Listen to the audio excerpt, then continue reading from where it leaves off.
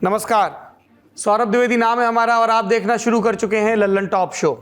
आज एक बार फिर रामनवमी के दिन हुई हिंसा का मामला देश के कुछ हिस्सों में छाया रहा और टीवी स्क्रीन पर तो पूरे दिन ही। जो वीडियो 30 मार्च को नहीं देखे गए वो आज वायरल हो रहे हैं। पश्चिम बंगाल के हावड़ा में लगातार दूसरे दिन उपद्रवियों ने पत्थरबाजी की, यानी कीवर्ड वही है रामनवमी।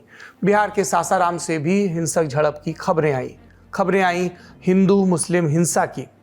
हम डिजिटल वालों को हिदायत दी जाती है कि इस दौर में कीवर्ड से बैर नहीं लेते, जो पूरे दिन चल रहा है वही चलाया जाए। लेकिन तब हमारी नजर एक खबर पर पड़ी और हमें याद आया कि जब हम हिंदू मुस्लिम नहीं होते हैं तब क्या होते हैं, जब जातियों और वर्गों में नहीं बटे होते हैं तब क्या होते हैं। एक इंसान हाड़ मांस के, जो कई बार होता है लाचार और जिसके लिए सांस से बड़ा कुछ नहीं होता, तब वर्ग मजहब और ईश्वर भी तभी तक रहते हैं जब तक स्वास्थ्य है। बहुत पीछे नहीं जाना है, 2 साल पहले की स्मृतियों को टटोलना है। हालांकि हम में से कईयों के लिए वो वक्त याद करना पीड़ादायक है, लेकिन याद करिए, प्लाज्मा की मांग करते हुए, इंजेक्शन मांगते हुए, सिलेंडर मांगते हुए, अस्पताल में सीट मांगते हुए किसी ने नहीं कहा भैया फलानी जाति या ढिकाने धर्म वालों की पैरवी मत करना, उनका खून न लेना, उनकी दुकान से सिलेंडर न लेना। तब हमें इतना याद था कि जीवन ज़रूरी है। कहावत की भाषा में कहें तो सर सलामत तो सल्तनत हजार। और अब यह है कि हम उस दौर का वो सबक भूल गए हैं कि मुल्क की प्राथमिकताएं क्या हैं।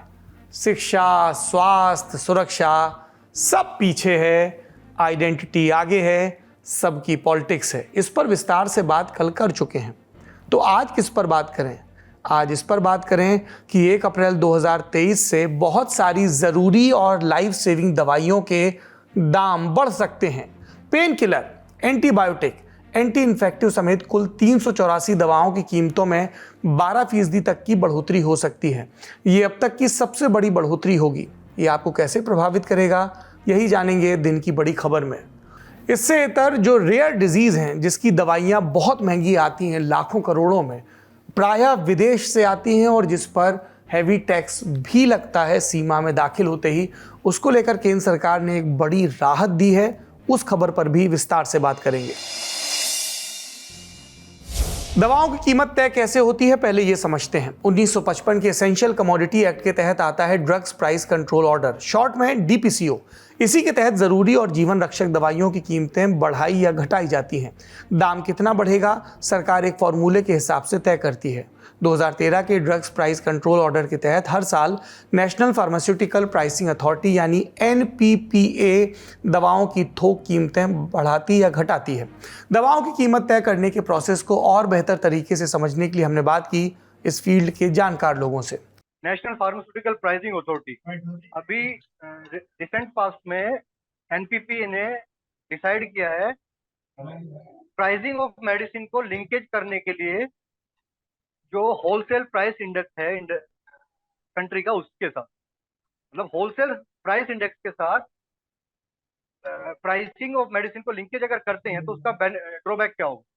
उसका होगा कि अराउंड 10% का जो इंक्रीज है ना मेडिसिन के प्राइसेस, वो आ जाएगा, चाहे वो आपकी NLEM की मेडिसिन क्यों ना हो, national list of essential medicine की क्यों ना हो।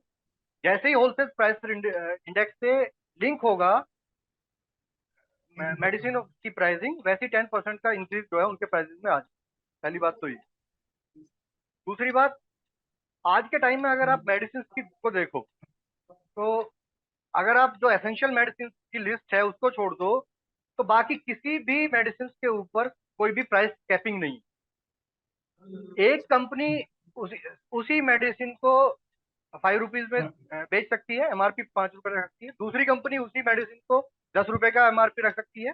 और आप देख सकते हैं कि अगर 5 रुपए में भी कोई मेडिसिन बेच रही है कोई दवाई कंपनी, तो उसको भी बेनिफिट हो रहा है। जो 10 रुपए में बेच रही है उसको भी बेनिफिट हो रहा है। बट क्योंकि बेनिफिट के ऊपर जो है कोई कैपिंग नहीं है, देयर इज नो पॉलिसी कि उसके बेनिफिट के ऊपर कैपिंग हो, तो different different companies same molecule के डिफरेंट डिफरेंट जो है प्राइसिंग रखती है और जिसकी कीमत आम जनता को जो है भुगतनी पड़ती है। जो दवाई एक अच्छी कंपनी की दवाई उसको कम कीमत पे मिलनी चाहिए, वो दवाई उसको हाई कीमत पे जाके मिलती है। तो ये सबसे बड़ी समस्या है हमारी अभी की जो प्राइसिंग पॉलिसी है उसके अंदर। हमारी सर एज ए इस एफएमआरआई बहुत लंबे टाइम से डिमांड रही है, सेंट्रल गवर्नमेंट से भी, हेल्थ मिनिस्ट्री से भी हमारी डिमांड है कि आप हर एक मॉलिक्यूल, जो भी मॉलिक्यूल है पर से, जैसे पैरासीटामोल तो ऑलरेडी एसेंशियल ड्रग में आता है, रेबिप्राजोल ले लीजिए या पीपीआई में पेंटा मतलब प्रोटोन पंप इनहिबिटर में कोई भी ले लीजिए, पेंटाप्राजोल, एसोमेप्राजोल कोई भी ले लीजिए। अगर आप उसकी दवा उसका एमआरपी एक फिक्स कर देते हैं, कंपनी चाहे कोई भी हो, इस मॉलिक्यूल की एमआरपी 5 रुपए से ज्यादा नहीं होगी। और जो बेनिफिट है, मतलब जो परसेंटेज ऑफ बेनिफिट है, वो भी अगर फिक्स कर देते हैं कि कोई भी कंपनी 20% से ज्यादा प्रॉफिट नहीं कमा सकती है इस पर्टिकुलर मॉलिक्यूल को लेके, तो सारी कंपनियों की जो एमआरपी की फिक्सिंग होगी वो ऑटोमेटिकली जो है इन लाइन एक लाइन में आ जाएगी, और उससे ऑटोमेटिकली जो दवाइयों के रेट में बहुत ज्यादा असमानताएं हैं, सेम मॉलिक्यूल अलग अलग कंपनियों को लेके जो असमानताएं हैं वो खत्म हो जाएंगी। ये सिंपल लैंग्वेज में मैं समझाने की कोशिश करूंगा। दवाओं की जो कीमत होती है वो क्या लागत लग रही है उसके ऊपर डिपेंड करती है। अब लागत क्या होता है कि यदि किसी दवा को बनाने में क्या उसमें केमिकल्स लग रहे हैं, क्या उसके रिसर्च पर्पस में कितने पैसे खर्च हुए हैं, उस फार्मा कंपनीज का क्या टर्नओवर है और उनको गवर्नमेंट से क्या अनुदान, क्या सहायता मिल रही है, इन सभी चीजों को देख करके एक कमिटी जिसका आपने नाम लिया वो कमिटी इसको अप्रूव करती है ड्रग लिस्ट को। लेकिन इसमें रोचक जो बात है जिसमें हमें ध्यान देने की आवश्यकता है कि आजकल क्या होता है कि एक ही कंपनी कई सारे ड्रग्स बनाने लगती है, तो इसमें उन्होंने रिसर्च वर्क पर जो खर्च करती है उस पे कहीं ना कहीं छुपा देती है।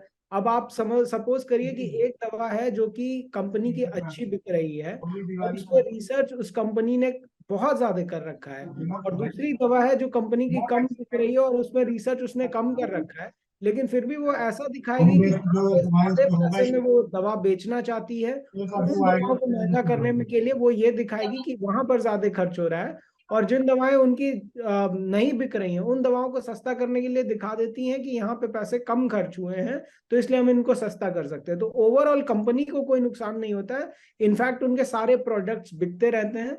इस तरह के गोरख धंधे को रोकने की आवश्यकता है। अब आप कहेंगे ये तो रूटीन प्रोसेस है, हर साल होता है। पिछले साल भी एनपीपीए ने थोक मूल्यों में 10.7% बदलाव की घोषणा की थी, लेकिन इसमें एक नहीं दो पेच हैं। पहला तो ये कि ये सीलिंग में एक बड़ी बढ़ोतरी थी, क्योंकि अगर हम 2018 से 2022 के बीच कीमतों की बढ़त देखें तो ये 0.5% से 4.2% के बीच रहती थी। मसलन 2018 में ये 3.43% बढ़ी थी, 2019 में 4.26, 2020 में 1.88 और 2021 में मात्र 0.53%। तो बीते 2 वर्षों में ऐसा क्या हुआ कि बात 4 से बढ़कर 10 से 12% के बीच हो गई। पीरियड की अगर हम बात करें तो कोविड पीरियड में फार्मा इंडस्ट्री एक ऐसा इंडस्ट्री थी जिसने बेतहाशा ग्रोथ की, इलीगल तरीके से भी और लीगल तरीके से। अगर आप एमआरपी पे भी दवाई बेचने की बात करें तो भी आप लोग जो कंपनीज को एक बेतहाशा प्रॉफिट हुआ, और अगर आप ब्लैक मार्केटिंग की बात करते हैं जो कि कोविड के टाइम पे हुई है, वो भी बेतहाशा जो है हुई है। दूसरा सबसे पहला कारण तो प्रॉफिटेबिलिटी है, जो कि सीधे सीधे 8 से 10% का प्रॉफिट इंडस्ट्रियलिस्ट की जो जेब में जाता है। और दूसरा इंडस्ट्री का चेंज भी। आज के टाइम में अगर आप देखेंगे तो होल इंडस्ट्री का जो चेंज है, वो स्पेशली मल्टीनेशनल, जो पहले होता था कि मल्टीनेशनल पेटेंट ड्रग में। दूसरे सवाल के लिए पहले थोड़ा कंटेक्स्ट, संदर्भ समझना होगा। डीपीसीओ के मुताबिक दवाओं के 2 ग्रुप हैं, शेड्यूल्ड और नॉन शेड्यूल्ड। शेड्यूल्ड या अनुसूचित दवाओं में भी कुल 25 कैटेगरीज हैं, ए, बी, सी और डी, और इससे लेकर ये 22 तक जाती है। एनपीपीए केवल शेड्यूल्ड ड्रग्स की कीमतें बढ़ा या घटा सकता है। गैर अनुसूचित या नॉन शेड्यूल्ड दवाएं मूल्य नियंत्रण से बाहर हैं। दवा कंपनियां और उत्पादक ही इनकी कीमतें तय करते हैं, लेकिन इसका मतलब ये नहीं कि वो मनमाने दाम वसूलने लगें। उन्हें 10% की सालाना वृद्धि की अनुमति होती है, इससे ज़्यादा नहीं। एनपीपीए इन कीमतों को रेगुलेट कर सकता है। अगर दवा कंपनियां कीमतें बहुत बढ़ा दें तो उस पर लगाम लगा सकते हैं। अब आता है सवाल, हुआ ये कि लगातार दूसरे साल ऐसा हो रहा है कि शेड्यूल्ड दवाओं की कीमतों में होने वाली बढ़ोतरी नॉन शेड्यूल्ड की तुलना में ज़्यादा है, यानी जो अथॉरिटी के तहत है वो ज़्यादा बढ़ रहा है। देखिए, जैसा कि मैंने शुरू में ही कहा, एक नेक्सस चला रही है प्राइवेट कंपनीज जो ड्रग कंपनीज हैं, इसको कहीं ना कहीं रोकने की आवश्यकता है। सरकार ने कई ऐसे कदम उठाए हैं, चाहे वो उसके लिए जो भी डॉक्टर्स भी जो इन इसमें संलिप्त होते हैं इन कार्यों में, उन लोगों पर भी कड़ी एक्शंस की जरूरत है। और ये एक बिजनेस मॉडल नहीं हो सकता है। हमें इस बात को समझना होगा कि भारत एक ऐसी अर्थव्यवस्था है जहां पर शिक्षा और स्वास्थ्य कभी भी व्यवसाय के रूप में नहीं पनपा है, और हमें इस पर अमल करना होगा। कई सारे ऐसे ड्रग कंपनी हैं जो कि कई तरह के हथकंडे अपना करके, कई तरह के जो अकाउंट्स में जो चेंजेस करने हैं वो अपना करके अपने एक ड्रग को महंगा करने की सिफारिश करती है। और वो टेक्निकलिटी के आधार पर किसी को भी मना करने में दिक्कत हो जाता है कि यदि कोई इंसान कहे कि सर इसको एक पत्ते को बनाने में मुझे 10 रुपए खर्च हुए हैं, तो इस दवाई के को मुझे बेचने कम से कम 12 रुपए चाहिए, तो उसको गवर्नमेंट मना नहीं कर पाती है। लेकिन ये 10 रुपए की जो खर्च सही में हुई है, किस हद तक हुई है, इस पर फोकस करने की बहुत ज्यादा हमें आवश्यकता है। और उस पर कड़ी नियंत्रण की आवश्यकता सरकार की तरफ से अपेक्षा की जाती है हम सभी लोगों के। एक सवाल और भी है कि जिन दवाओं के दाम बढ़े हैं वो ज़रूरी दवाओं की कैटेगरी में आती हैं। इसमें वो दवाएं हैं जो हम दर्द रोकने के लिए खाते हैं, बुखार आने पर खाते हैं। अब जब इनके दामों में बढ़ोतरी का फैसला किया गया तो ये हमें किस तरह से और कितना प्रभावित करेगा? ये जो अपना जो मेडिसिन की रेट में जो हाइक है ये हर साल होता आया है। तो last year it was around 10%, और इस बार जो अभी जो नोटिफिकेशन आया है अपना उसके हिसाब से ये अराउंड 12.12% के आसपास इनका जो प्राइस, जो मैक्सिमम जो केपिंग है, किसी ड्रग की कंपनी मैक्सिमम जो प्राइस बढ़ा सकती है वो 12.12 है। तो ये डिसाइड करता है सर अपनी जो एक एपेक्स बॉडी है, national pharmaceutical pricing authority, NPPA। तो वो जो जो अपने डाटा होते हैं सर, जो इन्फ्लेशन के अकॉर्डिंग चलते हैं, जो अपनी होलसेल प्राइसिंग जो जो इंडेक्स है उसके हिसाब से इन्होंने ये जो इस साल के लिए जो प्राइस हाइक मैक्सिमम रखा है 12.12%। तो सर नो डाउट मेडिसिन जब थोड़ी महंगी हुई है तो आम लोगों पे एक जो जेब पे जो भार तो सर बढ़ेगा ही। और बीमारी ऐसी चीज है कि बीमार हो गए तो दवाई तो अपने को लेनी है। तो दवा महंगी होने से जो इंश्योर्ड नहीं है, जो कवर्ड नहीं है, उन लोगों की जेब पे बोझ तो बढ़ेगा ही। पर सर इसमें एक चीज मैं ऐड करना चाहूंगा कि जो अपनी जो national list of essential medicine है ना, उसमें अराउंड 384 ड्रग्स आती है, और ये है 17% of the total pharma market. तो अकॉर्डिंग टू दैट ये सर एक अपनी जो टोटल फार्मा मार्केट है उसका 17% पे ही ये जो है जो नोटिफिकेशन अपन देखें तो मोटा मोटी उस पर ही लग रहा है। और उसमें भी सर ये 12.12 जो परसेंटेज दिया ये मैक्सिमम है। तो लास्ट ईयर क्या मैक्सिमम 10% था, तो कुछ कंपनी ने अराउंड 5% बढ़ाया, तो वो मार्केट के हिसाब से decide according to the market scenarios. ये तो हमने आपको भारत का सिस्टम बताया। अब विदेशों में दवा की कीमत तय करने का नियम कानून भी समझ लेते हैं। किसी भी मेडिकेशन की प्राइस की नेगोशिएशन जब भी होती है उसमें डॉक्टर और पेशेंट को उससे बाहर रखा जाता है।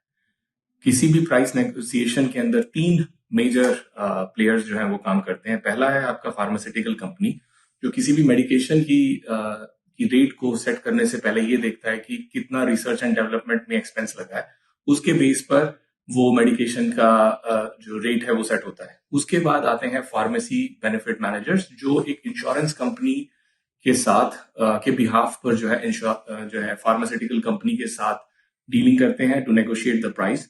उसके बाद हेल्थ इंश्योरेंस कंपनी जिस मेडिकेशन को अप्रूव किया गया है उस मेडिकेशन को वो आगे अप्रूव करते हैं for the disease, and they set a copay. और कोपे का मतलब होता है कि पेशेंट कितना पोर्शन ऑफ द प्राइस पे करेगा और कितना इंश्योरेंस कंपनी कवर करेगी।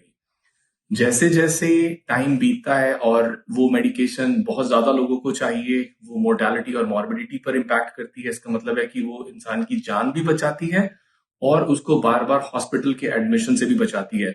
दवाओं के दाम जो कंपनी तय करती है वो महंगे इलाज का एक कारण है। कई बार ऐसा होता है कि डॉक्टर की लिखी दवा किसी केमिस्ट शॉप पर 10 रुपए की मिलती है, जबकि सेम सॉल्ट वाली वही दवा किसी दूसरी दवा की दुकान पर 100 रुपए में मिलती है।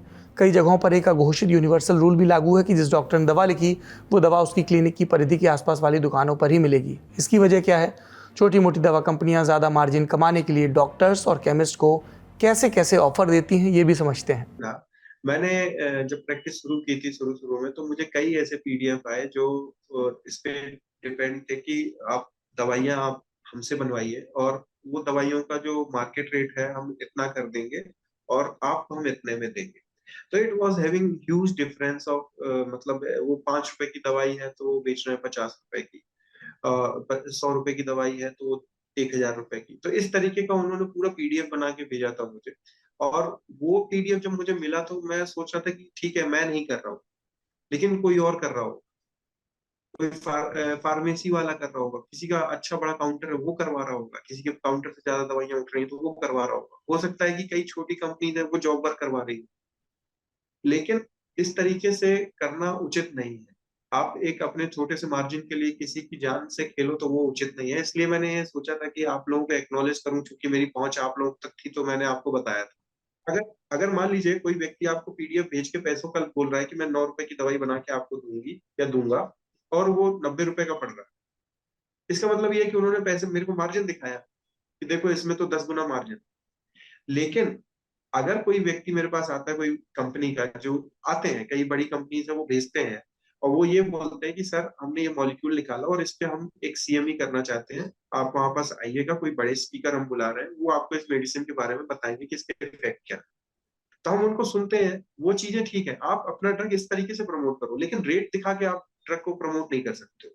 तो हर व्यक्ति अगर बोले कि हर कंपनी गलत है, नहीं, हर कंपनी गलत नहीं है। मैं यही बोलना चाह रहा हूँ बार बार कि कुछ कंपनीज मार्केट में बहुत अच्छी हैं, वो हम लोगों को अपडेटेड रखती हैं, हमारी हेल्प करती हैं, बड़ी बड़ी सीएमईज में हेल्प करती हैं कि हम ये लोगों तक मॉलिक्यूल पहुंचे, आपका नॉलेज अपग्रेड हो, आपका टाइम वो मिले, तो बहुत हेल्प करती हैं वो प्रैक्टिशनर को और जो भी डॉक्टर्स होते हैं।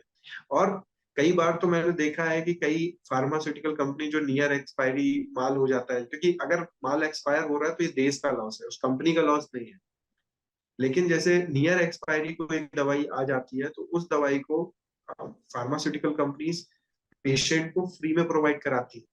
ये खबर थी। अब दूसरी खबर की ओर चलते हैं। ये कहानी निहारिका की है। छोटी बच्ची निहारिका 3रे स्टेज की कैंसर पेशेंट है। इलाज चल रहा है डॉक्टर्स की निगरानी में। कीमोथेरेपी, बोन मैरो ट्रांसप्लांट और सर्जरी जैसे ट्रीटमेंट के कई स्टेज पूरे होने के बाद डॉक्टर्स ने इम्यूनोथेरेपी ट्रीटमेंट का सुझाव दिया। इसके लिए दवा बाहर से मंगानी थी। दाम करीब 10 लाख रुपए प्रति डोज। कुल बिल बना 63 लाख रुपए का। बेबी निहारिका के माता पिता ने क्राउड फंडिंग की, उधार लिया, इधर उधर से पैसे इकट्ठे किए और दवाई मंगाई। दवा आ गई, लेकिन मुंबई एयरपोर्ट पर कस्टम ने रोक लिया। दवा पर करीब 7 लाख रुपए का टैक्स बन रहा था। पहले से ही दिक्कतों से जूझ रही निहारिका के माता पिता इसे दे पाने में समर्थ नहीं थे। उन्होंने कांग्रेस नेता और तिरुवनंतपुरम के सांसद शशि थरूर से संपर्क किया। 15 मार्च को थरूर ने वित्त मंत्री निर्मला सीतारामन को चिट्ठी लिखी, मानवता के आधार पर टैक्स से छूट देने की रिक्वेस्ट की। 10 दिन तक मामले में कोई अपडेट नहीं आया तो निहारिका के माता पिता ने एक बार फिर शशि से संपर्क किया, जिसके बाद उन्होंने वित्त मंत्री से फोन पर बात की और कहा कि दवा कस्टम वालों के पास पड़े पड़े खराब हो जाएगी, इसे तुरंत रिलीज करने की जरूरत है। वित्त मंत्री ने इस पर तुरंत कार्रवाई का भरोसा दिया और 28 मार्च को दवा मुंबई एयरपोर्ट से बाहर आ गई। थरूर ने ट्वीट कर इस मदद के लिए वित्त मंत्री सीतारामन को धन्यवाद दिया। पर कहानी बस इतनी नहीं है। 30 मार्च 2023 को वित्त मंत्रालय ने एक नोटिफिकेशन जारी किया और कहा कि दुर्लभ बीमारियों, अंग्रेजी में जिन्हें रेयर डिजीज कहा जाता है, इनके इलाज में इस्तेमाल होने वाली दवाइयों पर इंपोर्ट ड्यूटी खत्म कर दी गई है। कोई भी चीज़ बाहर से आती है तो उस पर बेसिक इंपोर्ट ड्यूटी या आयात शुल्क लगता है। अब ये दुर्लभ बीमारियों के इलाज में इस्तेमाल होने वाली दवाओं पर नहीं लगेगा। ये छूट उन सभी दवाओं पर लागू होगी जो दुर्लभ बीमारियों के लिए राष्ट्रीय नीति 2021 के अंतर्गत आती हैं। इसके अलावा सरकार ने कैंसर के इलाज में इस्तेमाल होने वाले पेम्ब्रोलिजुमाब की ट्रूडा को भी कस्टम ड्यूटी से मुक्त करने का फैसला किया है। अब ये दुर्लभ बीमारियां क्या होती हैं ये समझते हैं। अक्सर सोशल मीडिया पर हम ऐसे कई पोस्ट या ऐड देखते हैं जिसमें बताया जाता है कि फला बच्चे को एक भयानक बीमारी है जिसका इंजेक्शन लाखों या करोड़ों रुपए का होगा। ऐसे पोस्ट में क्राउड फंडिंग या डोनेशन की अपील होती है। बीमारियां ऐसी जिनका हमें नाम भी नहीं पता होता, हमने कभी उनके बारे में सुना भी नहीं होता। यही वजह है कि इन बीमारियों को दुर्लभ बीमारी कहा जाता है। इस कैटेगरी में उन बीमारियों को रखा जाता है जिनका प्रसार दूसरी बीमारियों की तुलना में बहुत कम देखने को मिलता है। मतलब ऐसी बीमारियां जिनसे बड़ी आबादी की तुलना में कम लोग प्रभावित हों। हालांकि ये कम लोग इतने भी कम नहीं। आंकड़ों के लिहाज से देखें तो दुनिया भर में 7,000 से ज़्यादा बीमारियों को दुर्लभ बीमारियों की कैटेगरी में रखा गया है और दुनिया भर के करीब 35 करोड़ लोग इन बीमारियों की चपेट में हैं। मीडिया रिपोर्ट्स के मुताबिक हिंदुस्तान में इस बीमारी से प्रभावित लोगों का आंकड़ा 7 से 9 करोड़ लोगों तक का है। और इन लोगों को क्या बीमारियां हैं? Largely spinal muscular atrophy, haemophilia B या न्यूरो ब्लास्टोमा जैसी बीमारियां इसमें शामिल हैं। दुर्लभ बीमारियों के इलाज में इस्तेमाल होने वाली दवाएं या स्पेशल फूड काफ़ी महंगे होते हैं। अधिकतर मामलों में इन्हें बाहर से आयात किया जाता है। वित्त मंत्रालय के नोटिफिकेशन के मुताबिक ये अनुमान लगाया जाता है कि 10 किलो वजन वाले बच्चे के लिए कुछ दुर्लभ बीमारियों के इलाज में सालाना खर्च 10 लाख रुपए से लेकर 1 करोड़ रुपए तक का हो सकता है। सरकार का ये फैसला लोगों के लिए कितनी राहत वाला है, ये भी समझते हैं। जैसा कि हाल फिलहाल में एक भारत सरकार का नोटिस आया है जिसमें कहा गया है कि जो रेयर डिजीज हैं उनकी जो दवाइयां हैं उनके ऊपर कस्टम ड्यूटी नहीं लगेगा। इस फैसले का मैं स्वागत करता हूं और बहुत ही अच्छा सराहनीय कदम है, क्योंकि बहुत सारे ऐसे जो बीमारियां हैं जिनका इलाज पॉसिबल नहीं है। बहुत सारे पेशेंट्स हैं जो बेचारे इलाज के अभाव में मर जाते हैं। जैसे कि हाल फिलहाल में कर्नव जांगड़ा नाम का एक बेबी था जिसको SMA डायग्नोस हुआ था, स्पाइनल मस्कुलर एट्रोफी, जिसके इलाज के लिए 14 करोड़ की रिक्वायरमेंट थी जो उसकी दवाइयाँ आती है। तो अब इतना पैसा एक आम आदमी तो कैसे भी अफोर्ड नहीं कर सकता। इवन मैं भी एक बीइंग ए डॉक्टर इसको अफोर्ड नहीं कर सकता। तो ऐसी ऐसी बहुत सारी रेयर बीमारियां हैं जिनके इलाज में इतना पैसा खर्च होता है कि उनका इलाज एक आम आदमी के लिए करवाना बहुत मुश्किल है। मेरा सुझाव ये कि भारत सरकार को ऐसी बीमारियों के लिए जो इलाज है उसमें सब्सिडी देनी चाहिए, या कुछ पैसा 50% एटलीस्ट गवर्नमेंट को देना चाहिए अगर पूरा नहीं दे सकती। और साथ में जो कस्टम हटा के एक काफ़ी अच्छा काम किया, कुछ हद तक इससे राहत मिलेगी। बट फिर भी मैं यही मानता हूँ, भारत सरकार से अपील करता हूँ, जो रेयर बीमारियाँ उनके लिए भारत सरकार की तरफ से ही इलाज को फ्री कर देना चाहिए, क्योंकि एक आम इंसान उसको नहीं अफोर्ड कर सकता। Thank you so much. तो आज के दिन हमने आपको एक अच्छी खबर दी और एक ऐसी खबर दी जो चिंता का कारण है।